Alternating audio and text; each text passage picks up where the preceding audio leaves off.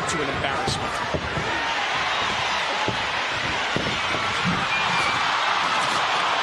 I knew that was coming. Oh, goodness. I knew that was coming. He went through the table, and you know what? Disqualify these guys, man. This fight should have been stopped 2 rounds ago. Somebody gotta get up. How embarrassing is it that this fight has been allowed to continue? 11, 12, 13, 14, 15. Take time. Time. He's done. He's done. He's done. We're over. We're over. We're over. We're over. We're over. Over. Over.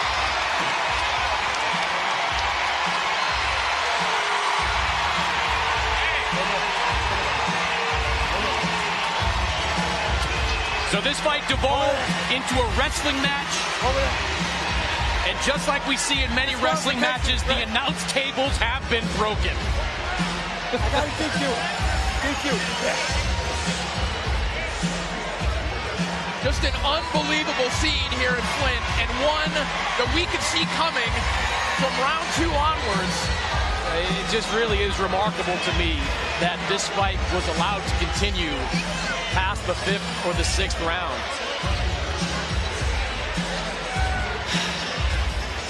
We all saw this coming, and it happened. I mean, I'd never seen anything like this. We were talking about pro wrestling earlier. This is literally the WWE right now, what we're watching and experiencing. When again, outside of flagrant blows behind the head or illegal blows, I don't know that I've seen someone try that hard to get disqualified. Skylar Lacey didn't come to box. He didn't even come to fight. He came to wrestle, and that's exactly what he did.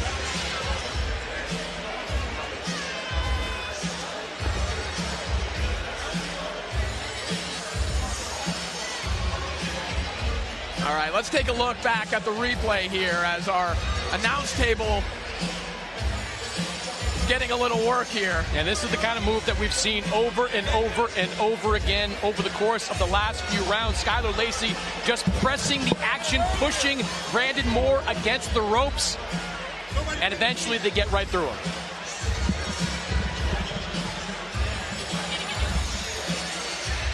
Well, we're also waiting to see what the official ruling will be. The fighters were given that 20 count on the floor. Brandon Moore kind of rolled back in at the count of 18, almost like pro wrestling. I've like never he beat seen the that. count. I've never seen that before. 20 count in pro boxing. I've seen it in wrestling, and you just, if you go back into the canvas, you go back into the ring, you're the winner.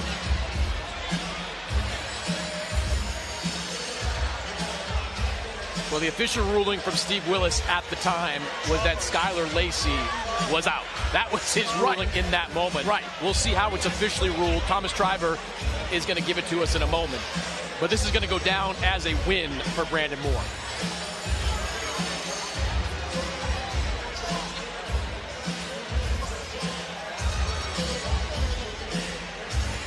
Just an astonishing scene here in Flint.